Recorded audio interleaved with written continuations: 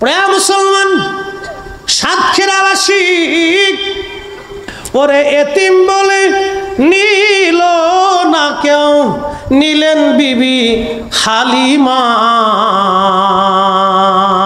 ঠিক কিনা? এতিম বলে সেদিন কেউ থেকে নেই নাই, কিন্তু হালিমা রাদিয়াল্লাহু আনহা নিলেন। হালিমা বললেন, আমি গেলাম, যাওয়ার পরে হযরত আমেনার ঘরে ঢুকলাম, দেখি তার বক্ষ মোবারকের উপরে সাদা রেশমের একটা কাপড় দিয়ে আবৃত করা, তার নিচে সবুজ একটা রেশমের কাপড় দিয়ে ঢেকে দেওয়া। এত সুন্দর সুঘ্রাণ। আমি ঘরের মধ্যে ঢুকে দোলনার পাশে গেলাম, দোলনার মধ্যে শোয়ানো ছিল, নবী ঘুমিয়েছিলেন। মোল্লা আলী কারি মাক্কি আল মাউরিদের মধ্যে আরো 27টা কিতাবের হাওয়ালা দিয়েছেন। 27টা কিতাবের মধ্যে লিখেছেন এইভাবে। হালিমা বলেন, আমি ভিতরে ঢুকলাম, ঢোকার পরে এত সুন্দর চেহারা কোনো মা জন্ম দিতে পারে আমি হালিমা কোনোদিন কল্পনা করি নাই। চিৎকার মেরে জোরে বলেন না মারহাবা। হযরত হালিমা বললেন, এত সুন্দর ছিলেন নবীজি, এত সুন্দর, এত সুন্দর আমাদের নবী ছিলেন, কোন মা এত চমৎকার সুন্দর বাচ্চা জন্ম দিতে পারে আমি কল্পনা করি নাই। সৌন্দর্যটা দেখে আমি হালিমা পাগল হয়ে গেলাম। ঘুম থেকে জাগানোর জন্য আমি বুকের উপর থেকে রেশমের কাপড় সরাইয়া প্রিয় নবীজির নরম সব বক্ষ মোবারকে আমার হাত দিয়ে আলতো আলতো করে আমি মেসেজ করতেছিলাম। আল্লাহর নবীর ঘুম ভেঙে গেল। আমার চেহারার দিকে তাকাইয়া নবীজি মুস্কি হাসি দিয়ে ফেললেন। ওই হাসি এত সুন্দর, হালিমা বললেন, দুনিয়ার মানুষ আমি পাগল হয়ে গেলাম। এত সুন্দর হাসি, আমি পাগল হয়ে গেলাম। আল্লাহু আকবার। হালিমা বলতেছেন, দুনিয়ার মানুষ শোনো, আমি সুন্দর চেহারার দিকে তাকায় রইলাম। পবিত্র জুলফি মুবারক, এই যে আপনারা ভুরু দেখেন, এই জুলফি মুবারকের মাঝখানের যে কপালের অংশ, এই অংশ থেকে একটা নূর মুবারক বের হইয়া খিলালাস সামা, মধ্য আকাশ পর্যন্ত এই নূর চলে গেল। আমি হালিমা এই নূর মুবারকের দিকে তাকাইয়া আল্লাহর নবীর দিকে তাকাইয়া বিমোহিত হয়ে দেখতে লাগলাম। একবার জোরে বলা যাবে কি আল্লাহু আকবার। 450 বছর আগের মক্কার ইমাম তিনি লিখতেছেন, খিলালাস সামা, মধ্য আকাশ পর্যন্ত নূর চলে গেল। হালিমাতু সাদিয়া বলতেছেন, আমি আশ্চর্য হয়ে তাকে দেখতে লাগলাম। পরে জুলফি মুবারকের মাঝখানে চুমা লাগাইলাম। চুমা লাগাই আমি কোলের মধ্যে নিলাম। কোলের ভিতরে নেওয়ার সাথে সাথে আমার এত রহমত আল্লাহ আমার শরীরে দিয়ে দিল। আমি দুর্বল ছিলাম, ক্ষীণ ছিলাম, নবী কোলে আসার সাথে সাথে আল্লাহ আমার সবল বানাই দিল। আমার উট তাফসীর মিডিয়া সাতক্ষীরা একটি ইসলামিক ওয়াজ ও কোরআন তেলাওয়াত মিডিয়া। কখন জানি রে কবরের ডাক এসে যায়, বাড়ি বাড়ি করো রে মনে বাড়ি ঘর তোমার নাম, যেই বাড়িতে শুইবারে মন কবর তাহার ঠিকানা। আল্লাহুম্মা সাল্লি আলা, জবান খুলে মাশাআল্লাহ, আল্লাহু আকবার। মুহাম্মাদ ওয়া আলা আলি সাইয়্যিদিনা। একটু জবান খুলে জিকির করি লা ইলাহা, জোরে লা ইলাহা, হক লা ইলাহা, হাসবি রব্বি জাল্লাল্লাহ, মা ফি কলবি গায়রুল্লাহ, নূর মুহাম্মদ সাল্লাল্লাহ, বলি নূর মুহাম্মদ সাল্লাল্লাহ, লা ইলাহা ইলাহা ইল্লাল্লাহ লা ইলাহা লা ইলাহা ইল্লাল্লাহ মুহাম্মাদুর রাসূলুল্লাহ সাল্লাল্লাহু আলাইহি ওয়াসাল্লাম। তুমি মোদের আশার আলো, তুমি মোদের আশার আলো, তাই তো তোমায় বাসি ভালো, তুমি মোদের আশার আলো, তাই তো তোমায় বাসি ভালো। হৃদয় নামের ফুলদানিতে, হৃদয় নামের ফুলদানিতে গেথে রেখেছি প্রেমের মালা।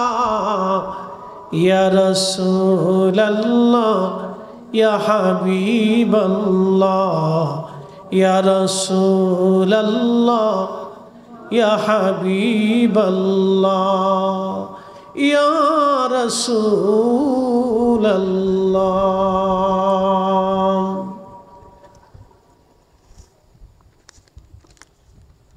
ঐতিহ্যবাহী রামজীবনপুর আল মদিনা কমপ্লেক্সের উদ্যোগে ৪১তম ঐতিহাসিক নুরানি মাহফিল তফসির কোরআন মাহফিলের সম্মানিত সভাপতি, মদিনা কমপ্লেক্সের সম্মানিত সভাপতি, বিশিষ্ট মুরব্বী, আপনাদের এলাকার কৃতি সন্তান জনাব আলহাজ মাস্টার আব্দুল হামিদ সাহেব, বারাকাল্লাহু ফি হায়াতি, আল্লাহ তার হায়াতের মধ্যে আর বরকতিন কামিলা আজিলা নসিব করুন। প্রধান অতিথি জনাব এস এম আতাউল হক দোলন সাহেব, সাতক্ষীরা ৪-এর মাননীয় জাতীয় সংসদ সদস্য, বিশেষ বক্তা হযরতুল্লাহ মাওলানা পীরজাদা এমদাদুল হক সাহেব বগুড়া, মাওলানা খলিলুর রহমান আজাদি সাহেব, আজকে যিনি আমাদের বিশেষ মুরব্বী, আজকের মেহমানে আলা পীরে কামিল আলহাজ হযরত মাওলানা নেসারউদ্দিন জয়নগরী সাহেব মাদ্দাজিল্লাহুল আলী, উপস্থিত আছেন আপনাদের এই সাতক্ষীরার কৃতি সন্তান বিশিষ্ট মান্যবর আলেম দ্বীন জনাব আল্লামা মাওলানা সিদ্দিকুর রহমান সাহেব মাদ্দাজিল্লাহুল আলী সহ সকল উলামায়ে কেরাম, উলামায়ে আহলে সুন্নাহ। রামজীবনপুর আল মদিনা কমপ্লেক্সের প্রায় 10টা সেবা প্রতিষ্ঠান আছে। আমি এর উপরে অত্যন্ত আমার কাছে খুবই ভালো লাগছে। আল্লাহ যেন ওই প্রতিষ্ঠানগুলিকে কবুল করেন, সকলে বলেন আমিন। বাবাজি, বলার কিছু নাই, একটা কথা মনে রাখবেন, আল্লাহ যাকে কবুল করে ভালোবাসে তারে মুসলমান বানায়। আল্লাহ যাকে ভালোবাসে তাকে মুসলমান বানায়। 1,24,000 নবী, সহি ইবনে হিব্বানের ভাষায় সহি হাদিসের মাধ্যমে আল্লাহ রসুল বলছেন 313 জন রসুল, প্রসিদ্ধ 4 জন রসুল। তো সব নবীদের যিনি ইমাম তিনি আমাদের নবী। একসাথে বলা যাবে সুবহানাল্লাহ। সব নবীদের ইমাম, শিরোতাজ, সৈয়দ, মাকামে মাহমুদওয়ালা, হাউজে কাউসারওয়ালা, সব সৃষ্টির যিনি সভাপতি তিনি আমাদের নবী। আল্লাহ আমাদেরকে বেশি ভালোবাসে বিদায় এ নবীর উম্মত বানাই দিছে। আরো জোরে বলেন। এবং শুধু উম্মত বানান নাই, যারে আরো বেশি ভালোবাসেন তারে এই উম্মতের অলি বানাই দেন। আরো জোরে বলেন। আহা, এই উম্মতের অলি আল্লাহ তারে বানাই দেন। এবং যাকে বেশি মহাব্বত করেন তাকে আলেম বানাই দেন। একসাথে বলবেন আল্লাহু আকবার। যারে মহাব্বত করেন তারা আলেমের বন্ধু বানাই দেন। এবং যাকে মহাব্বত করেন তাকে এইরকম কাজ করার তৌফিক আল্লাহ দেন। সবাই দেয় না। হামিদ মাস্টার বাংলাদেশে লক্ষ লক্ষ আছে, কিন্তু এই সেবা সমূহ করার মতো তৌফিক কিন্তু সবার নাই। বহু আব্দুল হামিদ আছে সুদ খায়, বহু আব্দুল হামিদ আছে ঘুষ খায়, বহু আব্দুল হামিদ আছে গিরাম বইরে খালি লেটা বাঁধায় কিলিকবাজি করে বেড়ায়। হ্যাঁ, কথা কর না, জোরে বলেন, আছে না? বহু আছে। কিন্তু আল্লাহ যাকে কবুল করে তার মসজিদের কাজে খেদমতে নিয়োজিত করায়, মাদ্রাসার খেদমতে তারে নিয়োজিত করায়। আল্লাহ সবারই দিয়ে কাজ করায় না। এই মাহফিল সাজানোর সময় অনেক মানুষে মতামত দিছে, কমেন্টস করছে যে ধুরু এগুলো এই বৃষ্টি বাদলের দিন না করলেও তো চলে। অনেকে বলছে ধুর পরে নিয়ে, কিছু টাকা হয়তো চাইছে পরে নিয়ে, তো পরে নিয়ে বলে অনেকে দেয় নাই। কিন্তু যারা দিছে তারা ভাগ্যবান, যারা দেয় নাই তারা এই সুনসিবের কাতারে আসতে পারে নাই। কথা কোন ঠিক কিনা? অর্থ কে দেয়? রিজিক কে দেয়? আল্লাহর পথে যে ব্যয় করে সেই হলো কামিয়াবি। কথা ঠিক কিনা? কোরআনের আয়াতে আল্লাহ ওয়াজ করছেন, وَأَنفِقُوا مِمَّا رَزَقْنَاكُم مِّن قَبْلِ أَن يَأْتِيَ أَحَدَكُمُ الْمَوْتُ।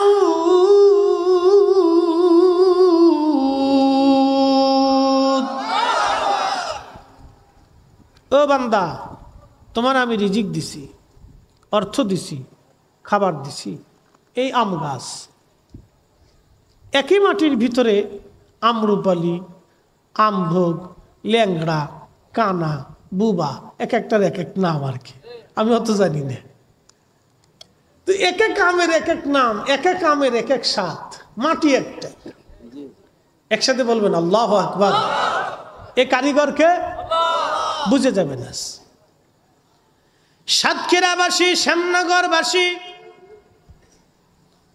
আমি আনফিকুর ব্যাখ্যা করতে যাচ্ছি, মনোযোগ দেন।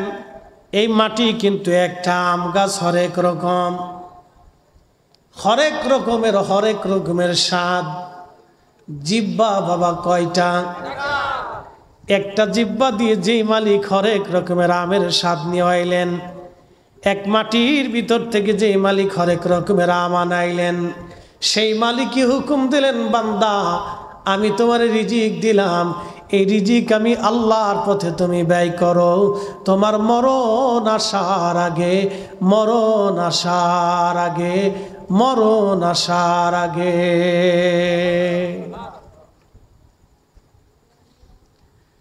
পাশেই নদী, অনেক বড় বড় বিল, হাওর আর বাওর আর বিরাট বড় বড় পুকুর, 7 রকমের মাছ, একই পানি, একই পানির ভিতরে থেকে যে আল্লাহ হরেক রকমের স্বাদের মাছ আনাইলেন, একই পানির ভিতর থেকে যিনি হরেক রকমের স্বাদ আল্লাহ সাধন করাইয়া ওই মাছ দিয়ে আল্লাহ আপনার জিহ্বার তৃপ্তি দিলেন, মনের তৃপ্তি দিলেন। একটা বারো কি মন চায় না ওই মালিকের প্রশংসা করার জন্য? একটা বারের জন্য কি মন চায় না ওই মালিকের শুকর আদায় করার জন্য? এই জন্য মালিক বলছে, লা ইন শাকারতুম লা আযীদান্নাকুম ওয়া লা ইন কাফারতুম ইন্না আযাবি লাশাদীদ। বুঝে যাবেন আপনি কেন শুকরগুজারি বান্দা হবেন। একটু খেয়াল করবেন, আমার যুবক ভাই যারা আছেন, মুরব্বী বাবা যারা আছেন, আমার মায়েরা যারা আছেন, আমি যতটুকুন জানি সাতক্ষীরার মানুষ ওয়াজ নসিহত শুনতে খুবই প্রিয়। তারা ওয়াজ শুনে এবং ওয়াজ দীর্ঘ সময় তারা শুনতে তারা ভালো পায়। মনোযোগ দিবেন, আমার মালিক কত বড় রব। আমার রব আল্লাহ বললেন, বান্দা তুমি আমি আল্লাহর দেওয়া নিয়ামতের শুকর আদায় করো না, শুকরিয়া করিও না। আপনাদের বাড়িতে কুকুর আছে দেখবেন, এই কুকুরকে আপনি খাবার খাওয়াবেন, ওরা আদর করবেন, ও আপনার বাড়ির সামনে পাহারা দিতে দিতে জীবন দিয়ে দিবে, কিন্তু কুকুর আপনার দরওয়াজা ছাড়বে না। কারণ কি? এই কুকুরটা আল্লাহর আইন মানে, এই কুকুর আল্লাহর আইন মানে, কিন্তু আমরা মানুষ আল্লাহর আইন মানলাম না। কুকুরকে আল্লাহ সৃষ্টি করে বলে দিলেন, কুকুর, দুনিয়ার মানুষের আনুগত্য করার জন্য তোকে তৈরি করলাম, তুই বাড়িতে পাহারা দিবি, ওই বাড়ি খাবি, তোরে পচা গলা দিক ভালো মন্দ দিক তোরে ল্যাপ কথা দেবে না, তোর ভালো বাসন হবে না, দামি খাবারও হয়তো জুটবে না, বাড়ির উচ্ছিষ্ট পচা গলা ফ্যান ভাত, পচা গলা বাসি পান্তা তোর জন্য আমি আল্লাহ বরাদ্দ করে দিলাম, হাড্ডিগুলি বরাদ্দ করলাম, উচ্ছিষ্ট পচাগুলি বরাদ্দ করে দিলাম, কিন্তু তুই আমার বান্দার বাড়ি খাবি, বেঈমানি করবি না। কুত্তা আল্লাহর আইন অনুযায়ী আমাদের বাড়ি খায়, কিন্তু বাড়ি পাহারা দেয়, বেঈমানি করে না। কিন্তু আমরা মানুষ আল্লাহরটা খাইলাম, আল্লাহরটা পড়লাম, আল্লাহরটা নিলাম, ভোগ বিলাস করলাম, তারপরেও আল্লাহর সাথে বেঈমানি নাফরমানি করি। কথা বলেন ঠিক কিনা? বুঝে যাবেন, বুঝাটা জরুরি। এই জন্য আল্লাহ বললেন, বান্দা আনিশকুরলি, তুমি আমার কৃতজ্ঞ হও, আনিশকুরলি, তুমি আমায় আল্লাহর কৃতজ্ঞ হও, আমি আল্লাহর প্রতি কৃতজ্ঞ হও। আল্লাহ বললেন, আমি আল্লাহর প্রতি তুমি কৃতজ্ঞ হও, তুমি আল্লাহর প্রতি কৃতজ্ঞ হও, শুকর আদায় করো, নাফরমানি করিও না, অকৃতজ্ঞ হইও না, নাফরমানি করিও না, অকৃতজ্ঞ হইও না, তুমি শুকর আদায় করো। বান্দা লা ইন শাকারতুম, শুকর আদায় করো। ওয়াশকুরুলি ওয়ালা তাকফুরুন,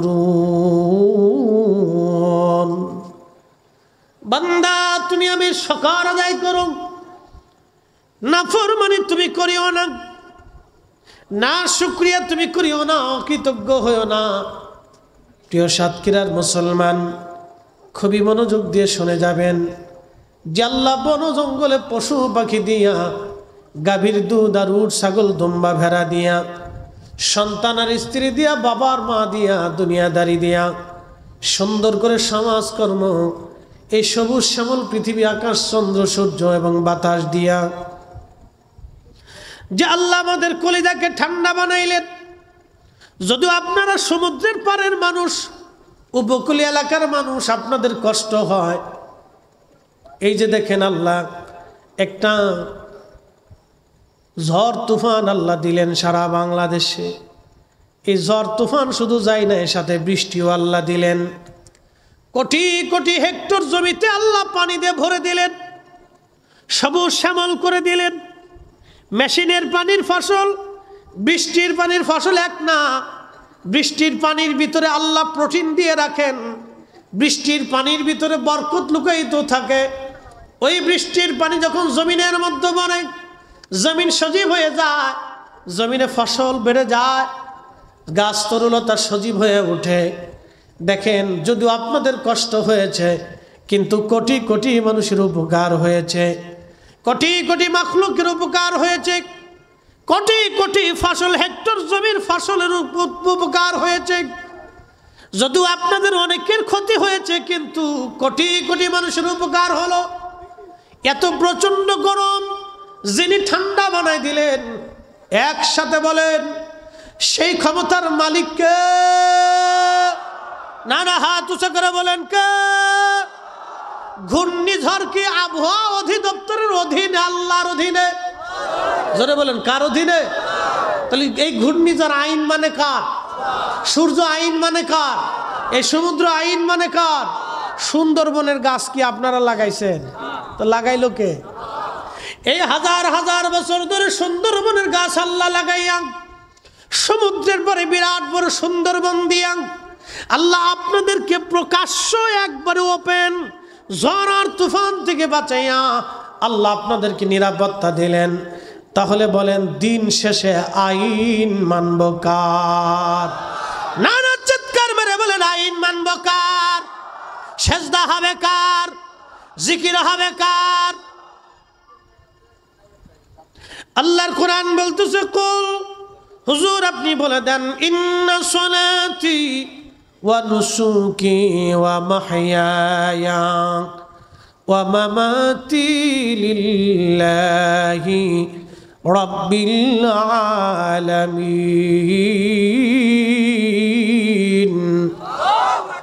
কুল হুজুর আপনি বলে দেন, ইন্না সালাতি, সালাত আমি আল্লাহর জন্যে, সালাত আমি আল্লাহর জন্যে, নামাজ আমি আল্লাহর জন্যে। নামাজের ভিতরে মানুষ শিরিক করে। বলে হুজুর কি বললেন? হ্যাঁ বলতেছি, ব্যাখ্যা দিচ্ছি। নামাজের ভিতরে মানুষের শিরিক হয়। বলে হুজুর সালাতের মধ্যে কি করে শিরিক হয়? আমি নামাজে দাঁড়াইছি, আমার অনেক মুসল্লি প্রত্যেক জুমাতে, অনেক আলেম ওলামাও থাকে, অনেক চোর ডাকাতও থাকে, লুচ্চে বদমাশও থাকে, সুদখোর ঘুষখোরও থাকে, ভালো মন্দও থাকে, আবেদ জাহিদও থাকে, বুজুর্গও থাকে, দুষ্টও থাকে, আবার তলবে এলমও থাকে, একশের মুরব্বীও থাকে, যুবকও থাকে। চিন্তা করলাম আমি নামাজে দাঁড়াইলাম, খতিব আমি যদি সুন্দর মতো লম্বা লম্বা সেজদা না দেই, মুসল্লি কি বলবে? মুসল্লির ভয়ের চিন্তা যখন অন্তরের মধ্যে আসবে, আল্লাহর ভয় অন্তর থেকে কেটে মুসল্লির ভয় চলে আসলো, তখনই নামাজের মধ্যে শিরিক ঢুকে গেল। তখনই আল্লাহকে ভয় বাদ দিয়ে আপনি জনগণকে ভয় পাইলেন, মুসল্লিরে ভয় পাইলেন, তখনই নামাজের মধ্যে শিরিক ঢুকে গেল। গ্রামে নামাজ পড়তে গেছে, বিআই বাড়িতে গেছেন, বিআই চিন্তা করলো, বিআই আসেন মসজিদ বড় সুন্দর, নামাজে আসেন। বিআই চিন্তা করলো নামাজে যদি না যায় তাহলে বিয়ের মন খারাপ হবে, আত্মীয়তার সম্পর্ক নষ্ট হবে, আত্মীয়রা মন্দ বলবে। এ সময় যদি নামাজ না পড়ি আত্মীয়রা মন্দ বলবে।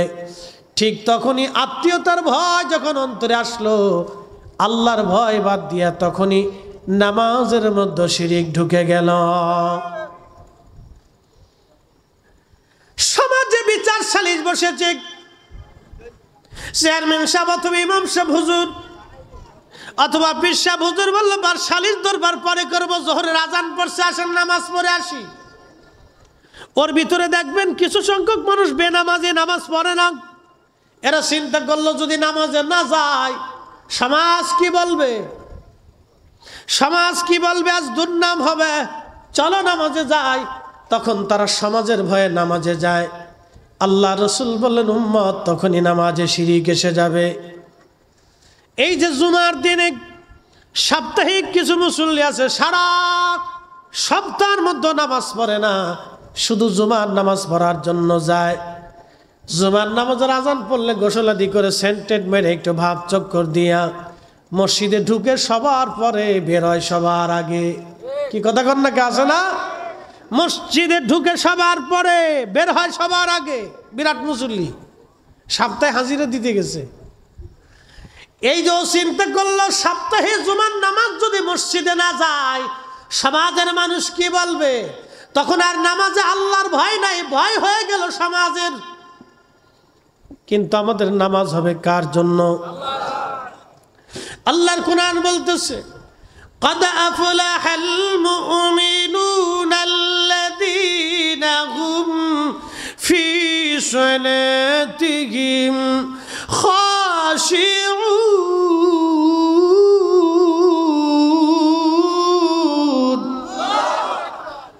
কোরআন শরীফ ভালো লাগে? তাহলে একসাথে আবার জোরে বলেন আল্লাহু আকবার।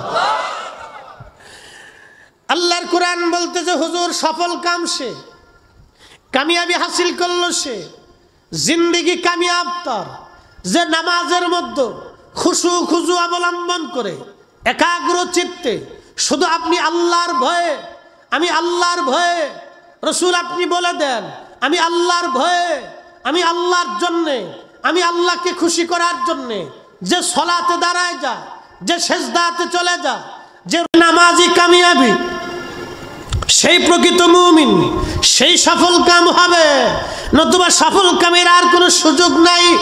এজন্য সালাত আল্লাহর জন্য হবে, নামাজ আল্লাহর জন্য হবে। সমাজের ডরে নামাজ হবে না, নামাজ হবে আল্লাহর ভয়ে। আল্লাহর জন্য নামাজে দাঁড়াবেন।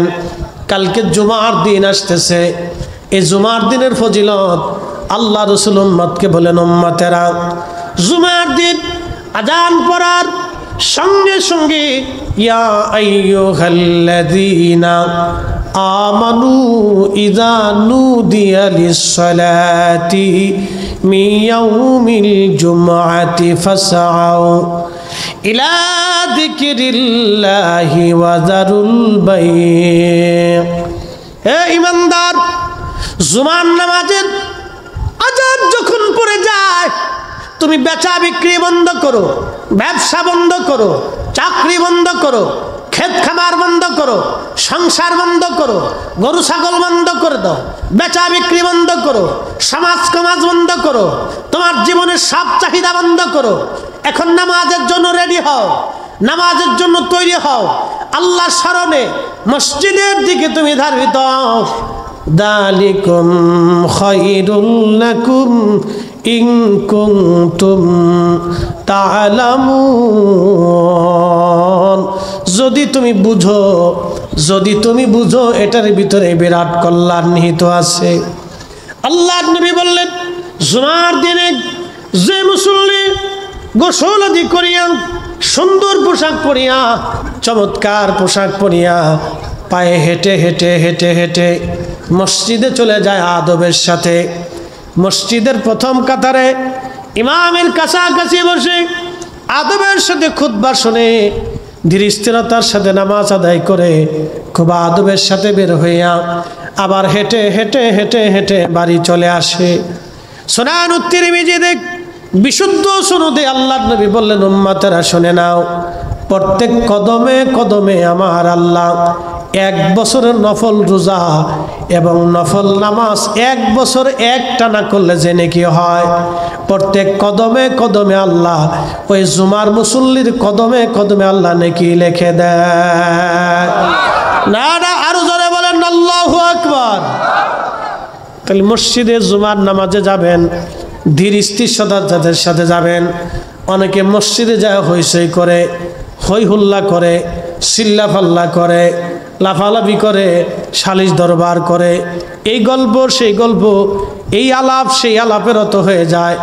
না না না, আবার বলে দিয়ে যায় ধীর স্থিরতার সাথে পায়ে হেঁটে হেঁটে হেঁটে হেঁটে আদবের সাথে ইমামের কাছাকাছি বসে খুতবা শুনবে, ধীর স্থিরতার সাথে নামাজ আদায় করবে ভদ্রচিতভাবে, আবার পায়ে হেঁটে হেঁটে হেঁটে হেঁটে বাড়িতে চলে আসবে। আল্লাহর নবী বললেন, প্রত্যেক কদমে কদমে 1 বছরের নফল রোজা এবং নফল নামাজ পড়লে যে নেকি হয়, আল্লাহ বান্দার আমল নামা সেই নেকি লিখে দিবে। একবার জোরে বলা যাবে কি সুবহানাল্লাহ।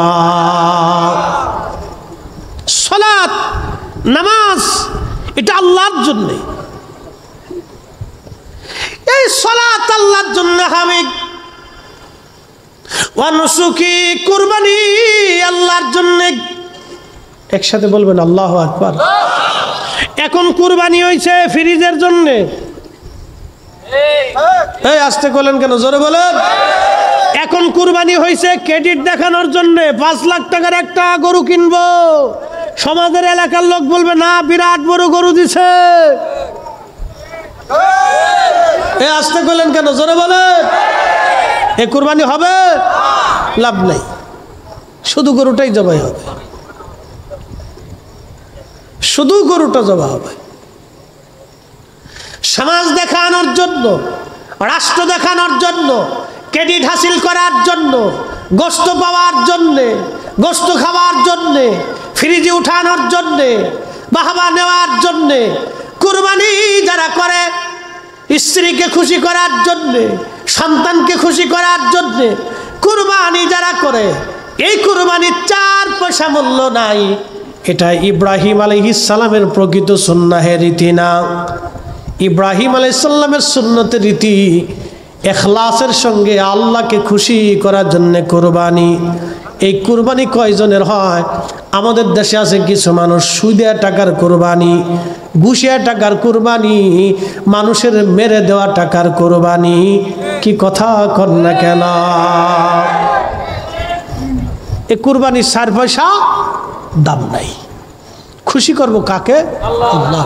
বাবা, যে মাটির উপরে আজ বসে আছি, কালকে এটার নিচে ঘর হবে। আপনি একটু ফিকির করবেন, শুধু আমার এই কথাটুকুন, যে আমি আজকে এখানে আছি, কালকে আমার কবরের স্থানে, কবরের ঘরে আমার স্থান হতে পারে। চিরসত্য, এটা একবারে চিরসত্য। আজকে আপনি মাহফিলে আছেন, আমি ফরিদি সাহেব মাহফিলে আছি, বাড়ি পর্যন্ত যাওয়ার সুযোগ নাও আসতে পারে, সুযোগ নাও আসতে পারে। আজকে যদি আমি মারা যাই, কালকে মাগরিবের আগে আমার আপনার দাফন হবে, সবাই বলবে সন্ধ্যার আগেই দাফন করে দাও।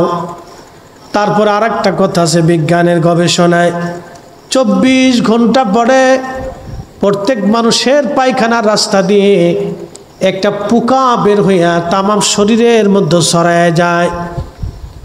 ওই পোকাটা খালি চোখে দেখা যায় না, ওই পোকাটা সমস্ত শরীরের মধ্যে ছড়ায় যায়। 24 ঘন্টায় কিন্তু মানুষের শরীর পচে না।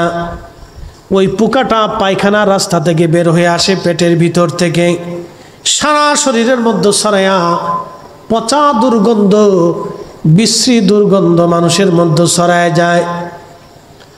যেই প্রাণের স্ত্রীর জন্য আপনি সুদ খাইলেন, ঘুষ খাইলেন, অন্যায় করলেন, সেই স্ত্রীও তাড়াতাড়ি বলবে দাফন করে দেন, গন্ধ গন্ধ ছড়ায় গেছে, গন্ধ ছড়াইছে।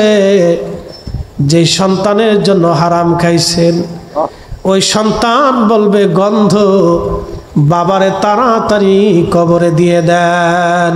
আল্লাহর কসম, এটাই ছিল সত্য মানুষের জীবন। আহা, মানুষ যদি বুঝতো তার রাব যে তার আপন, তার রসুল যে তার আপন, মানুষ যদি বুঝতো তার রাব আপন, তার রসুল আপন, সৃষ্টি তার কে মানুষের কেউ আপন হয় না, সব পর হয়ে যায়। আল্লাহর কোরআন বলতেছে, ইয়া আইয়ুহাল্লাযীনা আমানু লা তুলহিকুম আমওয়ালুকুম ওয়ালা আওলাদুকুম আন যিকরিল্লাহ।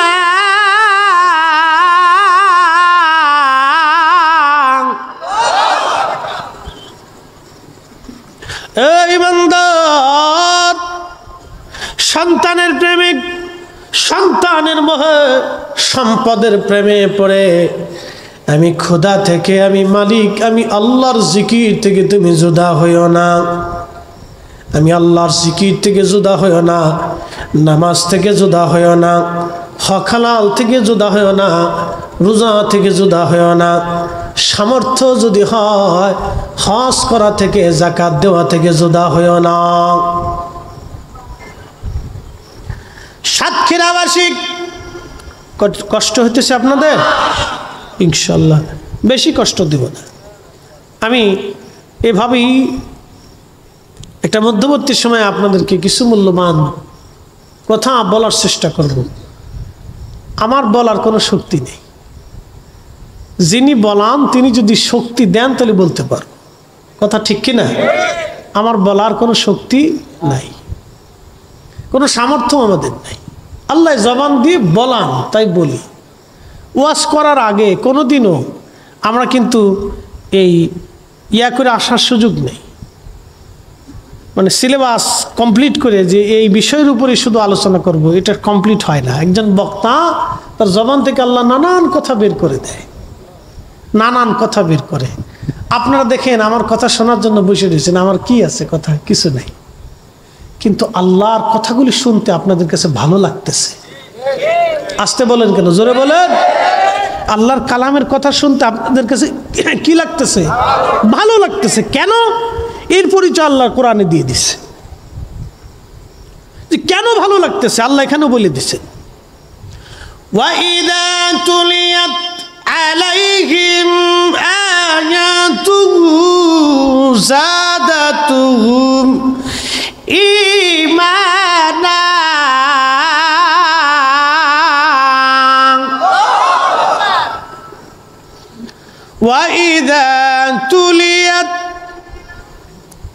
وإذا تليت عليهم آياته زادتهم إيمانا।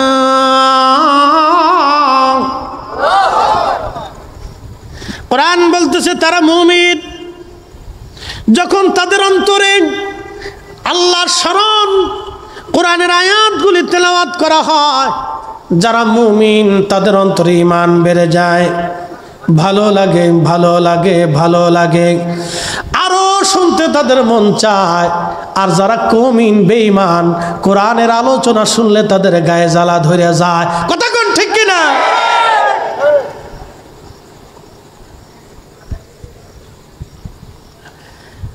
সৎকেরাবাসী মা বোনেরা শুনিয়া যান, এই জন্য প্রত্যেক ঘরে ঘরে কোরআনের আওয়াজ দরকার।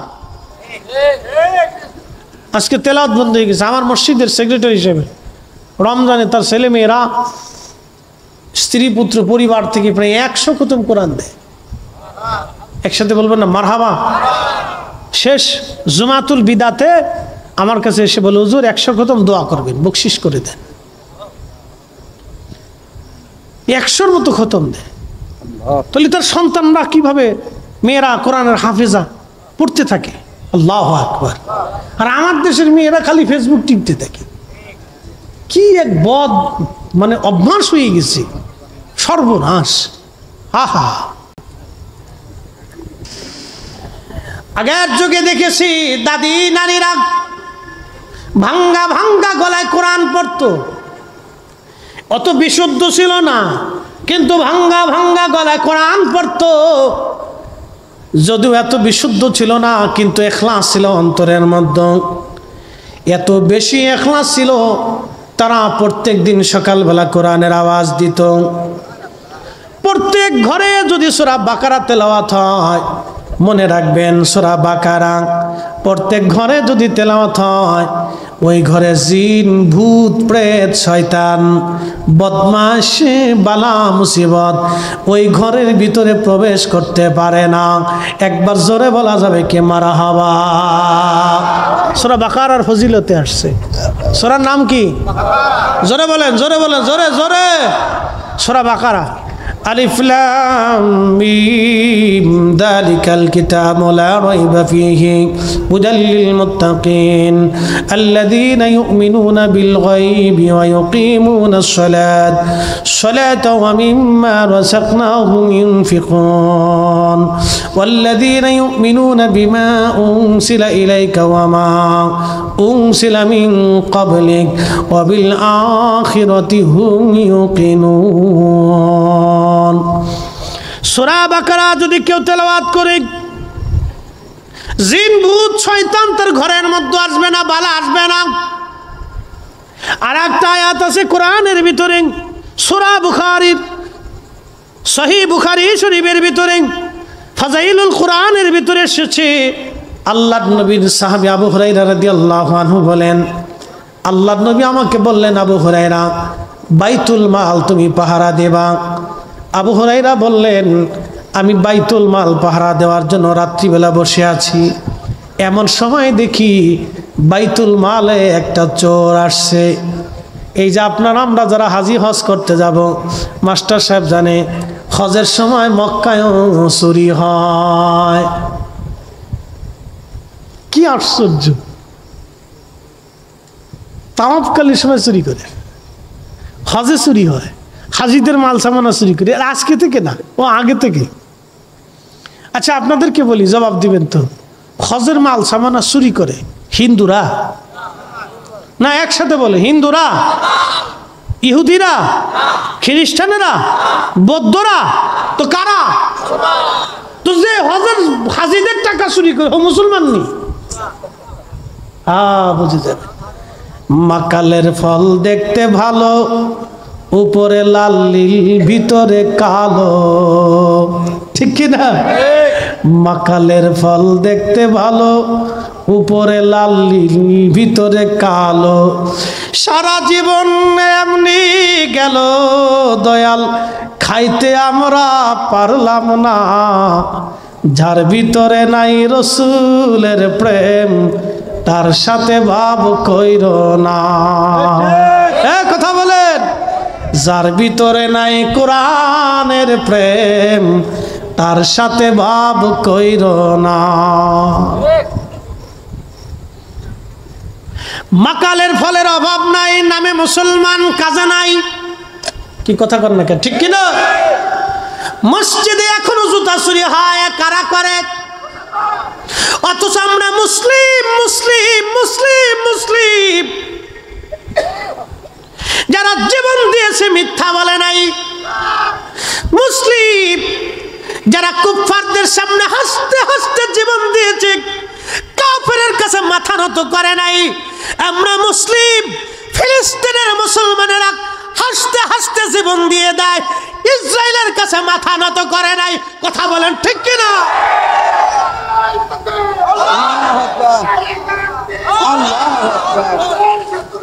হুশিয়ার সাবধান।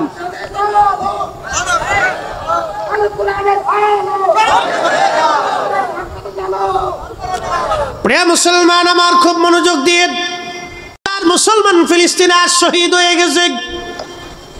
ও যুবকরা, মা বোনেরা শুনে যান, ফিলিস্তিনের নারীদের দিকে আপনি তাকান। মা বোনেরা, ফিলিস্তিনের নারীর দিকে আপনি তাকান।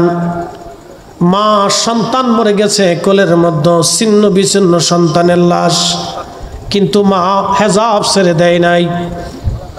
ভাইয়ের লাশ সামনে নিয়ে বসে আছে, বোন হেজাব ছাড়ে নাই। বাবার লাশ সামনে নিয়ে ছিন্ন ভিন্ন লাশ, রক্ত মাখা, হাত নাই, পা নাই, চোখ নাই, লাশ। সন্তান মেয়ে বসে আছে কিন্তু বোরকা ছাড়ে নাই। স্বামীর লাশ স্ত্রীর সামনে নিয়ে বসে আছে, বোরকা ছাড়ে নাই। এ নারী, ফিলিস্তিন থেকে তুমি শিক্ষা নাও, ফিলিস্তিনের নারী থেকে তুমি শিক্ষা নাও। পর্দা কি করে করতে হয়? ওরা জীবন দেয় বোরকা ছাড়ে না, ওরা জীবন দেয় বোরকা ছাড়ে না, ওরা জীবন দেয় হিজাব ছাড়ে না। আর আমার দেশের নারীরা সুখের মধ্যে তারা হিজাব পরে না। কি কথা কন না কেন? রাস্তায় যদি দেখবেন চটপটি হাউস, ফুচকা হাউস, জায়গায় জায়গায় রেস্টুরেন্ট হয়েছে। আমি মনে করছি রেস্টুরেন্ট না, এগুলো বেহাপনার নিভৃত জায়গা। কালকে নরসিংদী চরে গেলাম, যে চরে রাস্তা ছিল না, সরকার রাস্তা করে দিয়েছে। ব্রিজ পার হয়ে যাওয়ার পরে চর এলাকা, দুই পাশ দিয়ে বিরাট বড় বড় রেস্টুরেন্ট পার্ক হয়ে গেছে। মুসল্লিরা বলল, হুজুর প্রত্যেক দিন বিকেলবেলা হাজার হাজার নারী পুরুষ, যুবক আর যুবতী, বুড়া মানুষ তো আর যায় না, একশের যুবক আর যুবতী, ফুচকা হাউস, রেস্টুরেন্ট, এটা সেটা। আহা, কি বলবো, মনে হয় এটা ইউরোপের মতো হয়ে গেছে। নারীরা ঘর থেকে বের হইয়া পুরুষের সাথে রেস্টুরেন্টে যায়, যারা গল্প করে খাবার খায়, ও নারী জাতির কলঙ্ক। ওই নারীর ভিতর থেকে আগামীর মুসলমান, ভালো কোনো মুসলমান আশা করা যায় না। কথা কন না কেন? ও নারীর থেকে আগামী দিনে ভালো কোনো মুসলমান আশা করা যায় না। এই জন্য ফিলিস্তিনের নারীর সন্তান হওয়ার পরে ওরা যুদ্ধ করে মরে যায়, কিন্তু মিথ্যার কাছে মাথা নত করে না। তো ছোট্ট বাচ্চাকে জিজ্ঞেস করেন, কেমন আছো? বলে আলহামদুলিল্লাহ। কি অবস্থায় আছো? বলে হাসবুনাল্লাহু নি'মাল ওয়াকিল, নি'মাল মাওলা ওয়া নি'মান নাসির।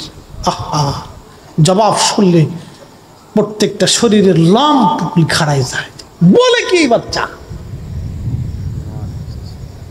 কত ইমান মিসমার করে দিয়েছে, বোমা মেরে মেরে।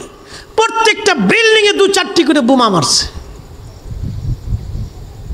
একটা আবাদি শহর আজকে অনাবাদি করে দেওয়া হয়েছে, মাইলের পর মাইল শুধু কালো আর কালো, পারদ আর পারদ, বারদ আর বারদ। ধ্বংসস্তূপের মধ্য থেকেই তারা আল্লাহকে সেজদা দিচ্ছে। একটা বাচ্চাকে জিজ্ঞেস করা হলো, বলে ফ্যামিলির সবাই শহীদ হয়ে গেছে, শুধু আমি বেঁচে আছি। একটা বাবা মিষ্টি খাওয়াচ্ছে, মিষ্টি নাই তো চকলেট খাওয়াইছে সবাইকে। জিজ্ঞেস করা হলো, তুমি চকলেট খাওয়াচ্ছ কেন? বলে আমার ফ্যামিলি সব শহীদ হয়ে গেছে, আমার প্রত্যেকটা সন্তান শহীদ হয়ে গেছে, আমি খুশিতে মিষ্টি খাওয়াচ্ছি যে তারা জান্নাতে চলে গেছে, তারা জান্নাতে চলে গেছে, আমি খুশিতে মিষ্টি খাওয়াইতেছি। পৃথিবীর সর্বশ্রেষ্ঠ জুলুম আজকে ফিলিস্তিনে হচ্ছে। পৃথিবীর নিকৃষ্ট জুলুম আজ ফিলিস্তিনের ভূখণ্ডে হচ্ছে। আপনি কল্পনা করতে পারবেন না। আমরা যখন আমাদের বাচ্চাদেরকে আদর করি, তখন ফিলিস্তিনের মায়েরা তার সন্তানদের মুখে খাবার দিতে পারে না। পৃথিবীর বড় বড় বিবেকগুলি আজ নিঃসুপ, পৃথিবীর বড় বড় সেনাবাহিনীগুলি আজ নিঃসুপ, পৃথিবীর বড় বড় আমির উমরারা আজ নিঃসুপ। ওই জমিনে সাইয়েদনা ইব্রাহিম আলাইহিস সালাম যিনি ঘুমিয়েছেন, তিনি সেই খোদার খলিল, যিনি পৃথিবীর সবচেয়ে নিকৃষ্ট কুফার বাচ্চা নমরুদের সামনে দৃঢ় চিত্তে দাঁড়িয়েছিলেন, মাথা নত করেন নাই, তাওহীদ রুবুবিয়তের দিকে তাকায়া আল্লাহর একাত্মবাদের ঘোষণা তিনি দিয়েছিলেন। তিনি আমাদের মিল্লাতের বাবা ইব্রাহিম, সাইয়েদুনা ইব্রাহিম আলাইহিস সালাম ওই জমিনে ঘুমানো, ওই জমিনে ঘুমিয়েছেন। ওই ফিলিস্তিনিরা সাইয়েদুনা ইব্রাহিম আলাইহিস সালামের বংশধর তারা। হযরত ইব্রাহিম আলাইহিস সালামের দুইজন বিবি, একজন আম্মাজান সারা আর একজন হযরত আম্মাজান হাজেরা। আম্মাজান হাজেরার বংশধর বর্তমানে মক্কায়, আর আম্মাজান সারার বংশধর বর্তমান ফিলিস্তিন। আম্মাজান সারার সন্তান হযরত ইসহাক, হযরত ইসহাকের সন্তান হযরত ইয়াকুব আলাইহিস সালাম। ইয়াকুব আলাইহিস সালামের বংশধরদেরকে বনি ইসরাইল বলা হয়। বর্তমানে যারা ইসরাইল, তারা কিন্তু অরিজিনাল বনি ইসরাইল না। আল্লাহ সাইয়েদনা ইব্রাহিম আলাইহিস সালামের বংশধর, তারা বর্তমান ফিলিস্তিনিরা। বিরাট বড় প্রতাপশালী বাচ্চা, সারা পৃথিবীর বাচ্চা নমরুদ। সেই দিন ইব্রাহিম আলাইহিস সালামকে সামনে নিয়ে বললেন, ইব্রাহিম তুমি কোন খোদার ইবাদত করো? বলে আমি এক আল্লাহর ইবাদত করি। বলে ইব্রাহিম তোমার খোদার ক্ষমতা কি? বলে আমার খোদার ক্ষমতা মৃতকে জিন্দা করেন, জিন্দাকে মৃত বানান। তুখরিজুল হাইয়া মিনাল মাইয়িতি ওয়া তুখরিজুল মাইয়িতা মিনাল হাই। আমার মালিকের ক্ষমতা হচ্ছে, আমার মালিক আমার আল্লাহ জিন্দা থেকে মরা বের করেন, মরা থেকে আমার আল্লাহ জিন্দা বের করেন, আমার মালিকের সেই ক্ষমতা। নমরুদ ডাক দে বলে, ইব্রাহিম ওই ক্ষমতা তো আমারও আছে। জেলার জেলখানা থেকে একটা আসামি ধরে নিয়ে আসে, একবারে নিরাপরাধ, একবারে নিরাপরাধ, যার কোনো অপরাধ নাই কিন্তু জেলখানায় আছে। ধরে নিয়ে এসে নমরুদ তাকে হত্যা করে ফেললো।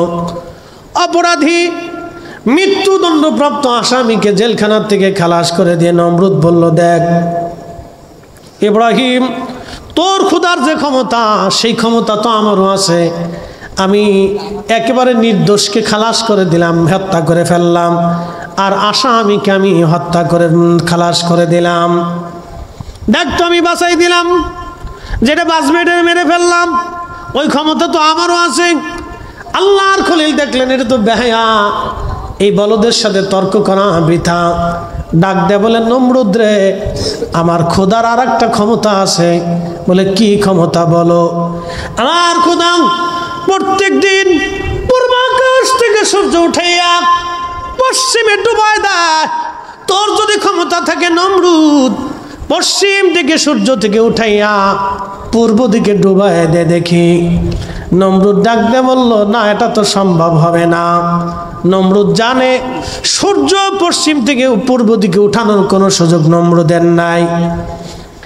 ওই দিন সারা পৃথিবীর বাচ্চা ছিল নমরুদ। পৃথিবীর মধ্যে 4 জনকে আল্লাহ তাম পৃথিবীর বাদশাহী দিয়েছেন। কিয়ামত পর্যন্ত আর কাউকে পৃথিবীর বাদশাহী আল্লাহ দিবেন না। 1 নম্বর হযরতে সুলাইমান আলাইহিস সালাম সারা পৃথিবীর বাদশা ছিলেন। 2 নম্বর বাদশা জুলকারনাইন, বাদশা জুলকারনাইন। আহা আল্লাহু আকবার, তিনি সাইয়েদনা ইব্রাহিম আলাইহিস সালামের কাছে কালেমা পড়েছিলেন। বাদশা জুলকারনাইনকে আল্লাহ তাম পৃথিবীর বাদশাহী দিয়েছিলেন। তিনি হযরত ইব্রাহিম আলাইহিস সালামের কাছে কালেমা পড়েছিলেন। পৃথিবীর এমন কোন ইঞ্চি মাটি নাই, পৃথিবীর সূর্য ডুবে যেখানে অস্ত যায়, সমুদ্রের যেখানে সূর্য অস্ত যায় সেই পর্যন্ত বাদশা জুলকারনাইন সফর করেছিলেন। যেখান থেকে সূর্য উদিত হয় সেইখান পর্যন্ত বাদশা জুলকারনাইন গিয়েছিলেন। একবার জোরে বলা যাবে কি আল্লাহু আকবার। তেলের গাড়ি তেলে চলে,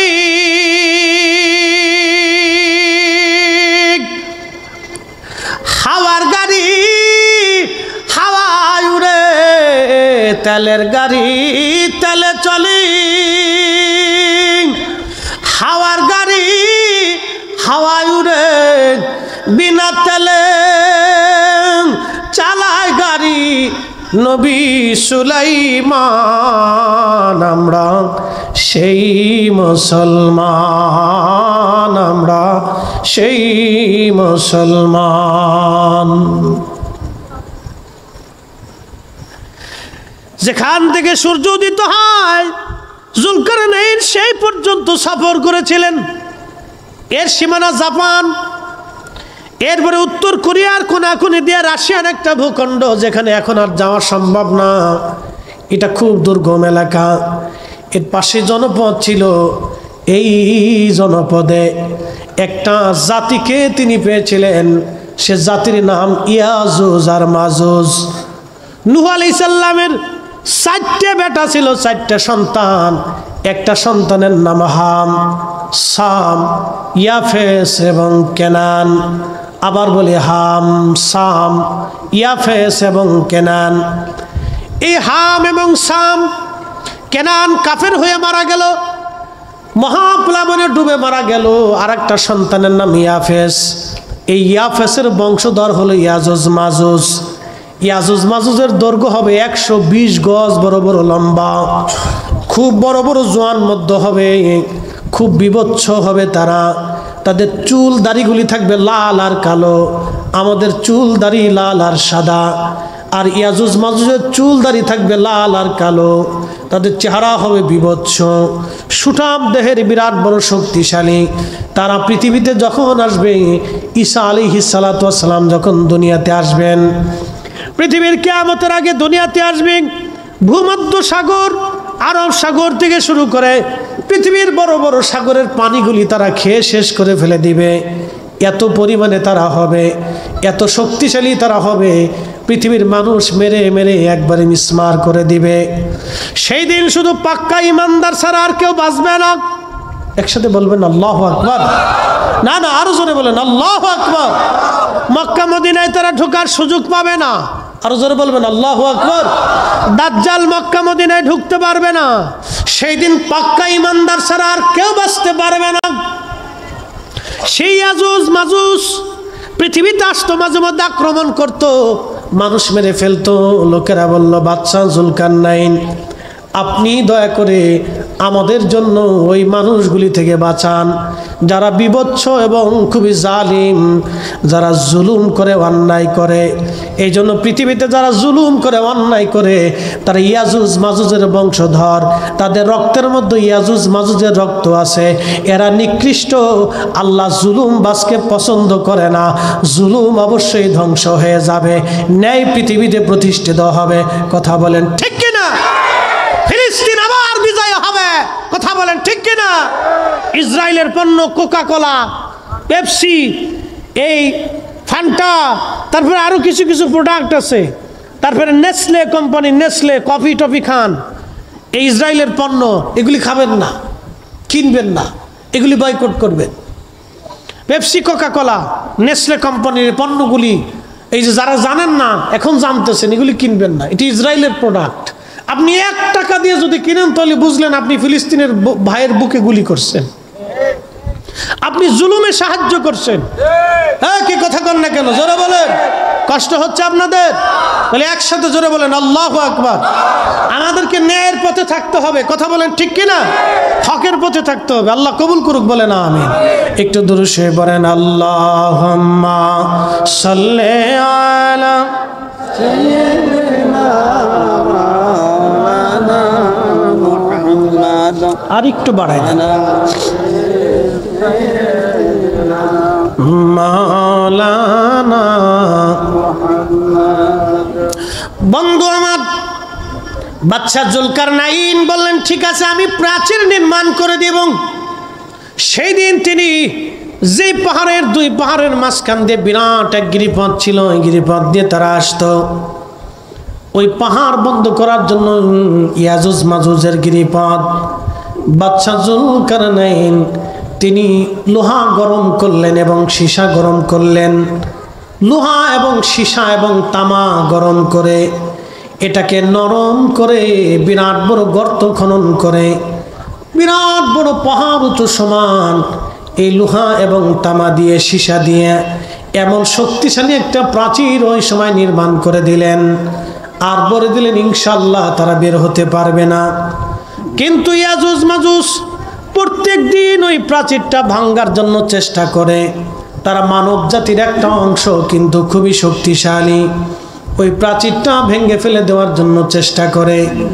সন্ধ্যা থেকে এই সকাল থেকে সন্ধ্যা পর্যন্ত তারা চেষ্টা করে এটা ভাঙার জন্য। সন্ধ্যা যখন লাগে তখন একেবারে শেষ প্রান্তে তারা চলে আসে।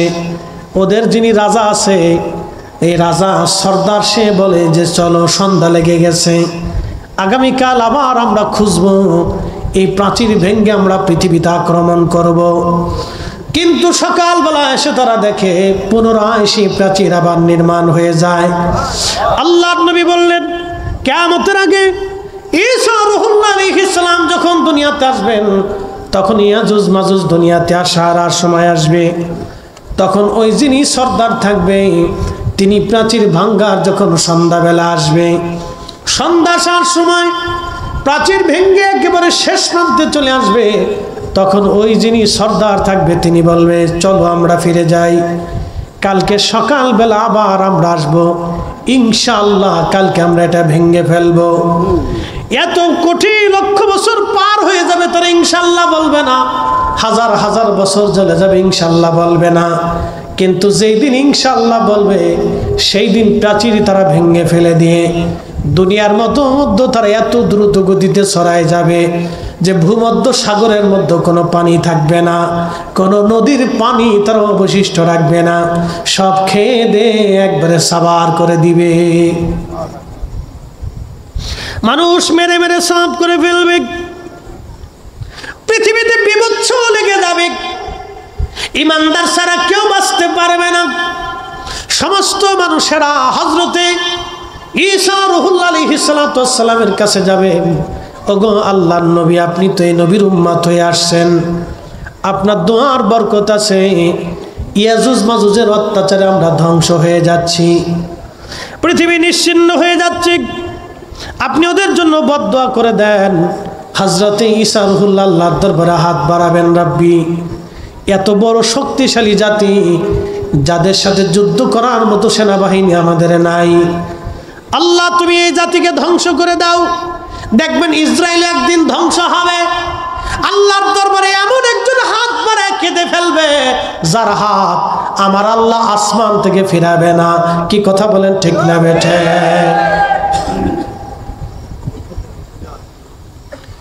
মনোযোগ দেন, তখন আল্লাহর দরবারে হাত দোয়া কবুল হয়ে যাবে। ওদের ঘাড়ের উপরে এক ধরনের পোকা সৃষ্টি হবে, পোকা পোকা পোকা সৃষ্টি হবে ঘাড়ের উপরে। আমাদের ঘাড়ের এখানে দেখবেন একটা উঁচু জায়গা আছে, হাড্ডির মতো একটা জায়গা থাকে, এই জায়গাটা ওদের পোকার সৃষ্টি হবে। এই পোকা সৃষ্টি হয়ে যাওয়ার পরে কোটি কোটি কোটি বিলিয়ন কোটি কোটি ইয়াজুজ মাজুজ মারা যাবে, রাতারাতি পোকায় তারা মারা যাবে, সারা পৃথিবী গন্ধে ছড়ায় যাবে, এত পরিমাণে গন্ধ হবে, ওই গন্ধে মানুষ টিকতে পারবে না। আবার তারা ঈসা রূহুল্লাহর কাছে যায়, বলবে ওগো আল্লাহর নবী এত দুর্গন্ধ বেঁচে থাকা দায় হয়ে গেছে, আপনি এই পচা থেকে বাঁচানোর জন্য আল্লাহর দরবারে দোয়া করে দেন। আল্লাহর নবী ঈসা রূহুল্লাহ আলাইহিস সালাম হাত তুলবে, রাব্বি সারা পৃথিবী গন্ধে ছড়ায় গেছে, আল্লাহ আপনি পচা সরায় দেন। মুসুলধারে একাধারে 7 দিন, মতান্তরে 40 দিন পর্যন্ত বৃষ্টি নামবে। আল্লাহু আকবার! না না, আরো জোরে, আরো জোরে, জোরে জোরে। বৃষ্টি কার রহমত? জোরে বলেন কার? ওই আপনাদেরকে আল্লাহ উপকূলবাসীদেরকে কষ্ট দেয়, কিন্তু সারা বাংলাদেশের মানুষকে আল্লাহ আরাম দেয়। আপনাদের এই কষ্টের বিনিময়ে সারা বাংলাদেশে আল্লাহ আরাম দিয়ে দেয়। ফসা গলা, ময়লা আবর্জনা বিবর্জনা, রোগ ব্যাধি বৃষ্টির সাথে আল্লাহ ভাসায় নিয়ে চলে যায়। 7 দিন মতান্তরে 40 দিন একাধারে আকাশ থেকে মুষলধারে বৃষ্টি হবে। ওই বৃষ্টির পানিতে ইয়াজুজ মাজুজের লাশগুলি ভাসায় ভাসায় আল্লাহ সমুদ্রে নিয়ে চলে যাবে। সারা পৃথিবী পয়জন মুক্ত হয়ে যাবে। আল্লাহ নবী বলেন, উম্মতেরা, হযরত ঈসা নবী এবং ইমাম মাহদী সারা পৃথিবীতে এইরকম ভাবে ন্যায় ইনসাফ প্রতিষ্ঠিত করবে। কোনো সুদ থাকবে না, ঘুষ থাকবে না, কারো জমিন অন্যায়ভাবে দখল করবে না, হত্যা হবে না, কারো মাথায় বাড়ি মারবে না, কারো অন্যায়ভাবে ঘুষি দেবে না, কারো জমিন কেড়ে নেবে না, কারো মেয়ে নিয়ে কেউ পালিয়ে যাবে না, কারো ইজ্জতে কেউ হাত দেবে না, কাউকে বকা দিবে না, কাউকে গালি দিবে না। এই অন্যায় জুলুম পৃথিবী থেকে নিশ্চিহ্ন হয়ে যাবে, মিসমার হয়ে যাবে সেই দিন। এমনকি কোনো পশুর সাথে সেই দিন জুলুম করবে না। আল্লাহ নবী বললেন, সেই সময় আল্লাহর জমিন আল্লাহ এত পরিমাণে নিয়ামত দিবে, এত পরিমাণে আল্লাহ বরকত দিবে যে একটা আনারের ফল দিয়া সারা গ্রামের মানুষকে শেষ করতে পারবে না। একটা গাভীর দুধ দিয়া সারা গ্রামের মানুষ খাবে, কিন্তু গাভীর দুধ সেই দিন শেষ হবে না। একবার জোরে বলা যাবে কি মারহাবা? বুঝতে অসুবিধা হয়? এই নিয়ামতটা একটা কারণে হবে, ন্যায়ের কারণে। আমাদের বাংলাদেশের মানুষের তকদির চেঞ্জ হয় না কেন জানেন? ন্যায় নাই। কি কথা বল না কেন? মামলা যে করে সে অর্ধেক মিথ্যা লেখে, অর্ধেক সত্য লেখে। মামলা করার আগে উকিলের কাছে যায়, পরামর্শ করে যে কিভাবে মামলা সাজাইলে মামলাটা জটিল হবে। মামলার শুরুটাই হয় মিথ্যা দিয়ে। বাংলাদেশের 100% মামলার 99% মামলা মিথ্যা। আমি কিন্তু খারাপ বলি নাই, ডোন্ট মাইন্ড, খারাপ নিবেন না। মামলার শুরুটা হয় মিথ্যা দিয়ে, তখন প্রশাসন চিন্তা করে এটার স্টার্ট হয়েছে মিথ্যা দিয়ে, এটা শেষও হবে মিথ্যা দিয়ে। এই জন্য সবাই কয় খালি মাল নিয়ে আসো।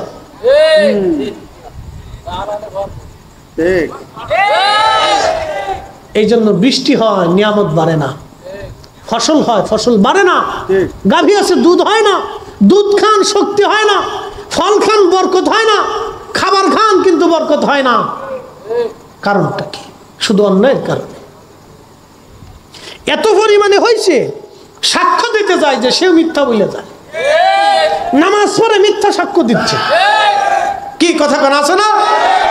নামাজ পড়ে মসজিদ থেকে বের হয়ে যাইয়া সমাজে কিলিকবাজি করে। এই সমস্ত অন্যায়ের কারণে আমাদের জন্য আল্লাহ রহমত কমে যাচ্ছে। আপনি আমেরিকার দিকে তাকান, অ্যাটেনশন, মনে কিছু নিয়েন না।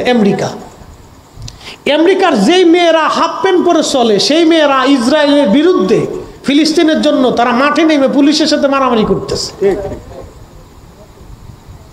আপনি দেখেন ইউনিভার্সিটির ছেলেরা, মেয়েরা। কারণ কি? ওরা ধর্মের জন্য না, ওরা মানবতার জন্য। যে অন্যায়ভাবে মানুষগুলিকে মেরে ফেলে দেওয়া হচ্ছে, আর পৃথিবী নীরব থাকবে শুধু এই ন্যায়ের জন্য। ওদের নারীরা অর্ধ উলঙ্গ থাকে, সন্তান জন্ম দেয়, কিন্তু একটা ঘুষখোর পাবেন না। যাই দেখেন ফলের ভিতরে ফরমালিন দেয় না, খাবারের ভিতরে বিষ মিশাই না। আর আমার দেশে শিশুর খাবারের ভিতরে বিষ মিশানো হয়, লাভের আশা। প্রশাসনের উচিত এইগুলিকে গুলিস্তানের মোড়ে, আনাহে যাত্রাবাড়ির মোড়ে মিডিয়ায় নিয়ে ওর কাবুর উষা করিয়ে একবারে কায়দা মতো বেদ দিয়ে পিটিয়ে সামরা উঠাই ফেলাই দেওয়া। আমার সন্তান, আমার বাচ্চার ক্যান্সার হচ্ছে, ছোট্ট করে একটা বাচ্চা হার্ট স্ট্রোক করতেছে, ব্লাড ক্যান্সারে রূপান্তরিত হচ্ছে, ওর ফ্যাপসা কই যে নষ্ট হয়ে যাইতেছে। কারণটা কি? এই সমস্ত ভেজাল খাবারের জন্য। অতি লোভে, বিরাট লাভের জন্য এই মানুষগুলি খাবারের ভিতর বিষ মিশাই দিতেছে। মানুষে করতেছে বাবাজি, এরা মানুষে করে। আহা, আমি নবী না মানিলাম, কি যে ভুল করিলাম, ভস্মে ঢালিলাম ঘি, মানুষ হইয়া ভবেতে আসিয়া বৃদ্ধ বাবাকে হত্যা করে ফেলছে। আমিরুল মুমিনিনের কাছে আসছি, তিনি যেন আল্লাহর কোরআন অনুযায়ী ফয়সালা করে দেন, আল্লাহর বিধান অনুযায়ী ফয়সালা করে দেন। হযরতে ওমর রাদিয়াল্লাহু আনহু তিনি যুবককে ডাক দিয়ে বলেন, যুবক রে, তুমি কি তাদের বৃদ্ধ বাবাকে মেরে ফেলছো? যুবক ডাক দিয়ে বলল, হ্যাঁ হুজুর, আমি তাদের বৃদ্ধ বাবাকে হত্যা করে ফেলছি। যুবক রে, কি জন্য তুমি মারছো বলো? বলে, হুজুর, আমার একটা উট আছে, এই উটের একটা বাচ্চা আছে, বাচ্চাটা খুবই সুন্দর, আমি তারে খুব মহাব্বত করি। এই উটের বাচ্চাটা খেলতে খেলতে খেলতে খেলতে এই উটের বাচ্চাটাই বৃদ্ধের বাগানে চলে গিয়েছিল। মানুষ চার কারণে মানুষকে ভালোবেসে থাকে, মনে রাখবেন সারা জীবন। চার কারণে মানুষকে ভালোবাসে। 1 নম্বর জামালিয়াত, 2 নম্বর কামালিয়াত, 3 নম্বর কারাবাত, 4 নম্বর এহসান। জামালিয়াত, কামালিয়াত, কারাবাত, এহসান। জামালিয়াত মানে সৌন্দর্য। মানুষ যদি সুন্দর হয় দেখবেন তারে খুব মহব্বত করে। ছোট্ট বাচ্চারা সুন্দর, সবাই তারে কোলে নেয়, চুমা দেয়, আদর করে। একটা বিড়ালের বাচ্চাও যদি সুন্দর দেখায়, মালিক তারে কোলে করে ঘুরে বেড়ায়। একটা ছাগলের বাচ্চা সুন্দর হলে মালিক তারে কোলে করে চুমা খায়। বন্ধু দেখবেন প্রাণীরা সুন্দর হলে মানুষ তাদেরকে আদর করে। এটার নাম জামালিয়াত। জামালিয়াতের জন্য হযরতে ইউসুফ আলাইহিস সালাম মিশরে বিপদে পড়ে গিয়েছিলেন। এই জন্য নারীরা সুন্দর। আল্লাহ এই জন্য বলে দিলেন, নারীদেরকে বোরকার নিচে রেখে দাও, পর্দার নিচে রেখে দাও, পর্দা করাও, বোরকার নিচে দিয়ে দাও, পর্দার আড়ালে দিয়ে দাও। নারী পর্দার আড়ালেই নিরাপদ থাকে, নারী পর্দার আড়ালেই নিরাপদ থেকে যায়। আজকে দেখলাম এই যে নির্বাচন, মনে কিছু নিবেন না, আমি নির্বাচনের বিরোধী না। একটা মার্কার নির্বাচন যাইতে যাই এক বোরকাওয়ালা বেডি এমন নাচা নাচতেছে, এই বোরকার ইজ্জত নষ্ট করে ফেলছে। যারা বোরকা পইরা নাচানাচি করে টিকটক করে, এইগুলোর জুতা দিয়ে বাইরে নেওয়ার দরকার।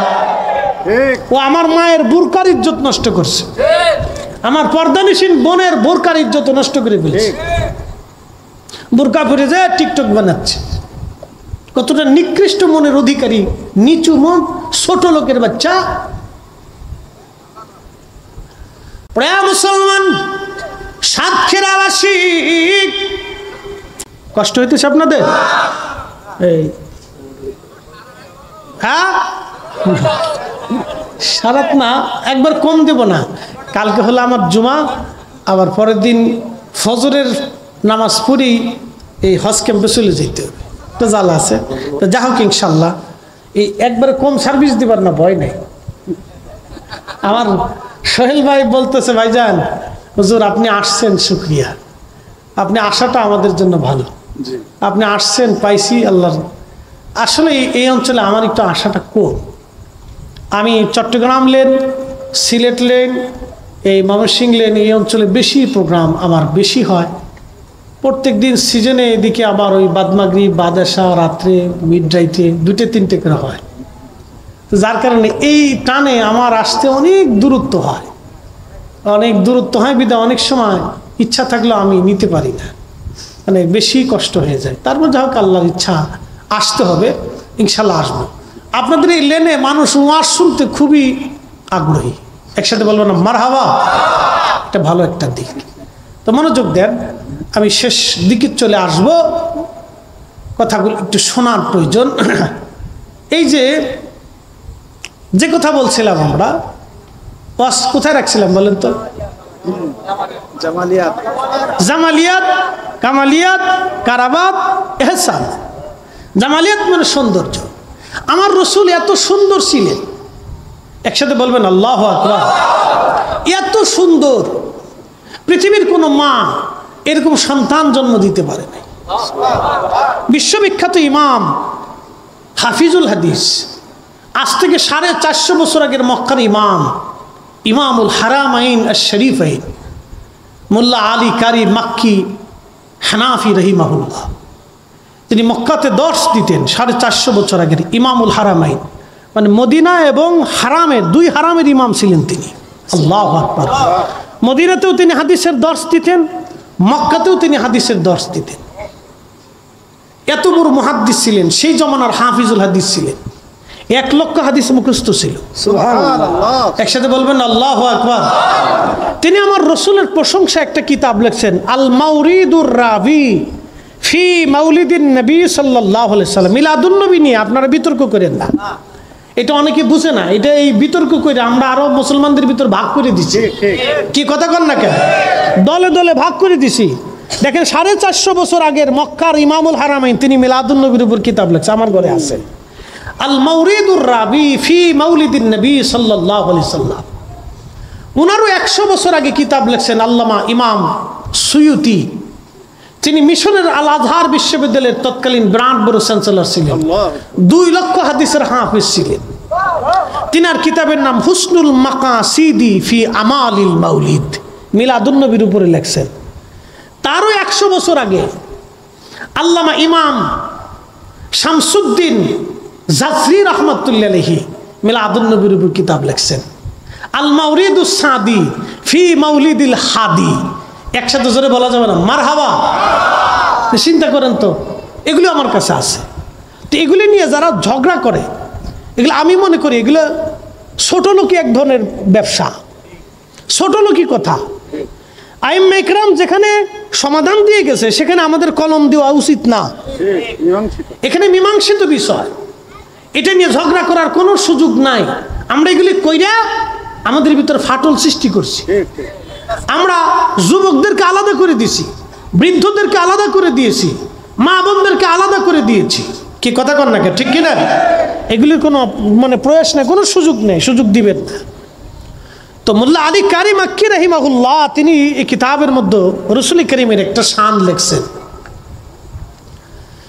হযরত মোল্লা আলী কারি মাক্কি বলেন, রাসূলের জামালিয়াত এত সুন্দর ছিল, হালিমাতুস সাদিয়া রাদিয়াল্লাহু আনহা সুদূর তায়েফ থেকে মক্কায় আসছে বাচ্চা নেওয়ার জন্য, ধাত্রী মা হওয়ার জন্য তিনি আসছেন। হযরত হালিমাতুস সাদিয়া বলেন, দুনিয়ার মানুষ আমি মক্কায় আসলাম, সারা মক্কা খুঁজে খুঁজে দেখি কারো ঘরের মধ্যে কোনো বাচ্চা নাই। ধনীরা সব আগে বাচ্চাদেরকে নিয়ে চলে গেছে। আমার উট ছিল দুর্বল, গাধা ছিল দুর্বল, আমি সবার পিছনে চলে আসলাম। সবাই যখন বাচ্চা কাচ্চা নিয়ে ফিরে যায় তখন আমি মক্কায় ঢুকতে লাগলাম।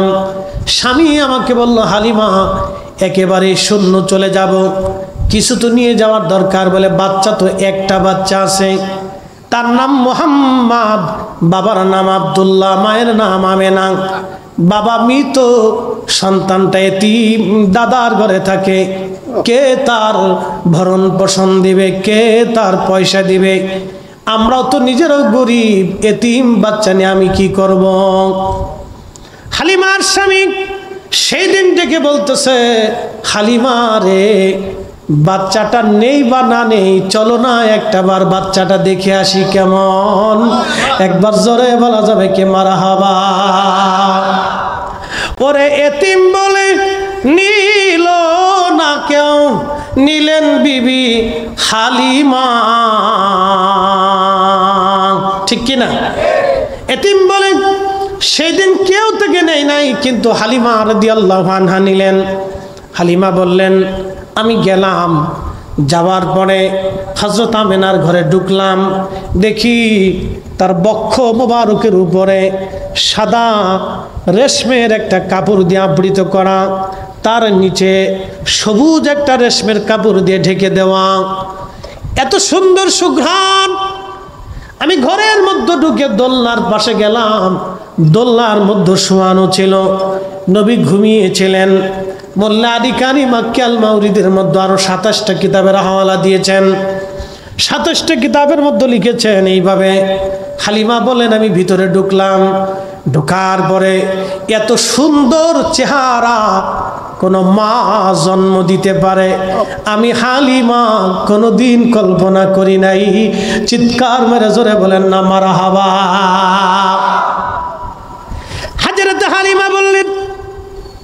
এত সুন্দর ছিলেন নবীজি, এত সুন্দর, এত সুন্দর আমাদের নবী ছিলেন। কোন মা এত চমৎকার সুন্দর বাচ্চা জন্ম দিতে পারে আমি কল্পনা করি নাই। সৌন্দর্যটা দেখে আমি হালিমা পাগল হয়ে গেলাম। ঘুম থেকে জাগানোর জন্য আমি বুকের উপর থেকে রেশমের কাপড় সরাইয়া প্রিয় নবীজির নরম সব বক্ষ মোবারকে আমার হাত দিয়ে আলতো আলতো করে আমি মেসেজ করতেছিলাম। আল্লাহর নবীর ঘুম ভেঙে গেল। আমার চেহারার দিকে তাকাইয়া নবীজি মুস্কি হাসি দিয়ে ফেললেন। ওই হাসি এত সুন্দর, হালিমা বললেন দুনিয়ার মানুষ আমি পাগল হয়ে গেলাম। এত সুন্দর হাসি, আমি পাগল হয়ে গেলাম। আল্লাহু আকবার। হালিমা বলতেছেন দুনিয়ার মানুষ শোনো, আমি সুন্দর চেহারার দিকে তাকায় রইলাম। পবিত্র জুলফি মুবারক, এই যে আপনারা ভুরু দেখেন, এই জুলফি মুবারকের মাঝখানের যে কপালের অংশ, এই অংশ থেকে একটা নূর মুবারক বের হইয়া খিলালাস সামা, মধ্য আকাশ পর্যন্ত এই নূর চলে গেল। আমি হালিমা এই নূর মুবারকের দিকে তাকাইয়া, আল্লাহর নবীর দিকে তাকাইয়া বিমোহিত হয়ে দেখতে লাগলাম। একবার জোরে বলা যাবে কি আল্লাহু আকবার। 450 বছর আগের মক্কার ইমাম তিনি লিখতেছেন, খিলালাস সামা, মধ্য আকাশ পর্যন্ত নূর চলে গেল। হালিমা তো সাদিয়া বলতেছেন আমি আশ্চর্য হয়ে তাকে দেখতে লাগলাম। পরে জুলফি মুবারকের মাঝখানে চুমা লাগাইলাম। চুমা লাগাই আমি কোলের মধ্যে নিলাম। কোলের ভিতরে নেওয়ার সাথে সাথে আমার এত রহমত আল্লাহ আমার শরীরে দিয়ে দিল। আমি দুর্বল ছিলাম, ক্ষীণ ছিলাম, নবী কোলে আসার সাথে সাথে আল্লাহ আমার সবল বানাই দিল। আমার উঠ মানুষের করিলাম কি, মানুষ হই লাফাইতে লাগলো। লাফাইয়া দৌড়াইয়া আমার উট কাবা শরীফের সামনে যায় সেজদায় পড়ে গেল। না একসাথে বলেন আল্লাহু আকবার, আরো জোরে বলেন আল্লাহু আকবার। ওরে বনের যত পশু গান ভক্তি করতই দুই চরণ, মেঘমালা ছায়া দিত গায় গো নবীজি, গোলামেরে দেখা দিবেননি, কাঙ্গালেরে দেখা দিবেননি গো নবীজি, গোলামেরে দেখা দিবেননি। হযরত হালিমা বললেন উঠ দূরে যা, কাবার সামনে সেজদার মধ্যে পড়ে গেল নবী পাইয়া। এরপরে আমি গাধার উপরে চললাম। আমি আমার রসুলকে কোলের মধ্যে নিলাম। সাইয়েদা আমেনা রাদিয়াল্লাহু আনহা তিনি আমাকে মুহাম্মদ আমিনকে কোলের মধ্যে দিয়ে বলেন হালিমা তুমি জানো আমার সন্তানের শান কি? হালিমা আমার সন্তান সম্পর্কে তোমার তেমন কোনো ধারণা নাই। হালিমা আমি তার মা, শোনো রে হালিমা, আমার এই সন্তানের নাম আমি রাখি নাই, আমি ঘুমিয়ে থাকতাম। আমার পেটের মধ্যে কোনো বাচ্চা ছিল আমি বুঝতাম না, আমার পেটের মধ্যে কোনো সন্তান আছে আমি জানতাম না। স্বপ্নের ঘরে কে জানি মাঝে মধ্যে সে বলতো আমেনা রে তুমি বড় ভাগ্যবতী, তোমার উদরে আখিরি নবী রাহমাতুল লিল আলামিন তশরিফ রেখেছেন। চিৎকার মেরে জোরে বলেন না মারহাবা, আল্লাহু আকবার। হযরত হালিমা রে আমার এই সন্তান স্বপ্নের যুগে এসে আমার এই ফেরেশতা বলে যাইতো আমেনা রে এ নবীর নাম হবে মোহাম্মদ, জমিনে মোহাম্মদ, আসমানে মোহাম্মদ, জমিনে আহমদ, আসমানে আহমদ। একবার জোরে বলা যাবে কি মারহাবা।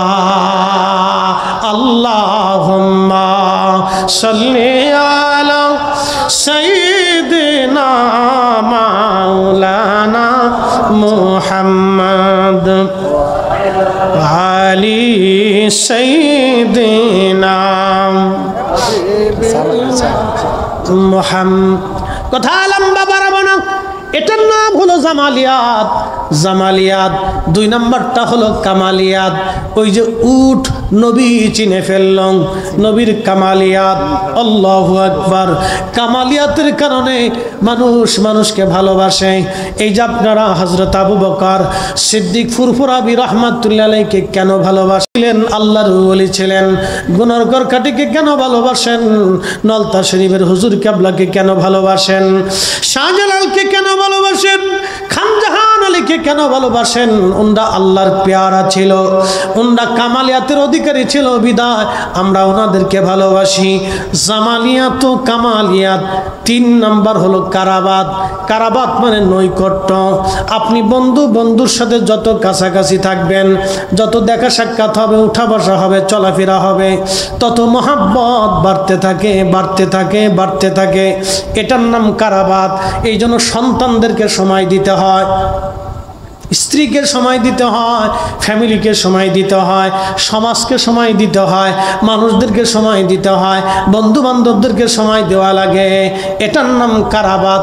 4 নাম্বার এহসান। এহসান মানে দয়া, দয়া, দয়া। আমরা আজকে দয়া করা ভুলে গেছি।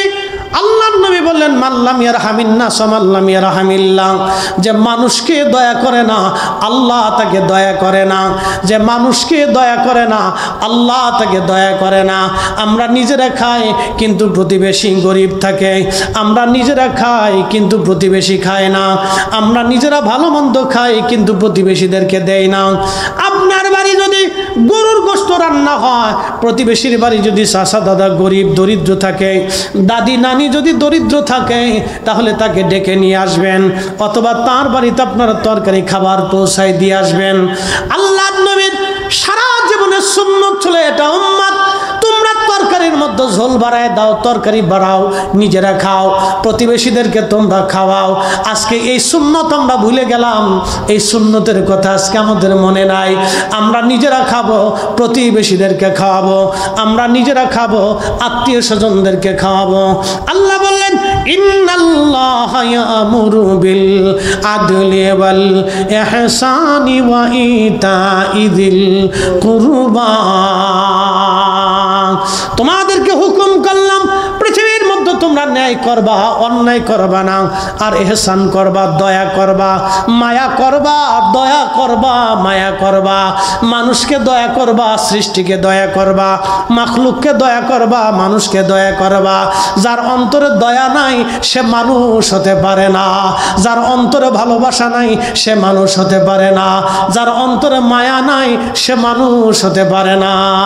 আল্লাহ রাসূল আল্লাহর কোরআন বলতেছেন, ওয়া ইতাইযিল কুরবা, নিকট আত্মীয় স্বজন যারা আছে, দরিদ্র থাকলে দেখাশোনা করবা, খাবার দাবার দিবা, কাপড় চোপড় কিনে দিবা, খোঁজ খবর তাদের রাখবা, তাদের সঙ্গে সুন্দর সুসম্পর্ক রাখবা, তাদেরকে বাড়িতে দাওয়াত করবা, তোমরা তাদের বাড়ি খোঁজ খবর নিতে যাইবা।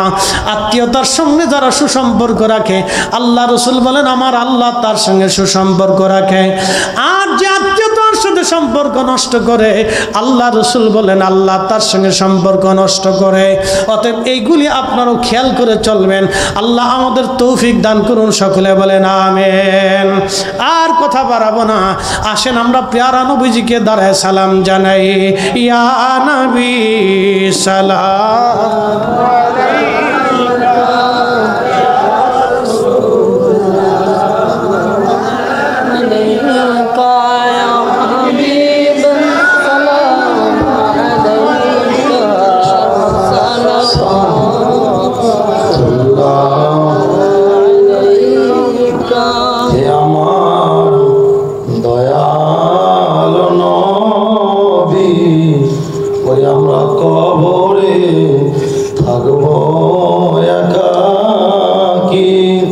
থাকবে না সাথী ও বাতি, সাই শুধু আপনাকে দেখি। ইয়া নবী সালাম আলাইকা, ইয়া রাসূল সালাম আলাইকা, ইয়া হাবিব সালাম আলাইকা, সালাওয়াতুল্লাহ।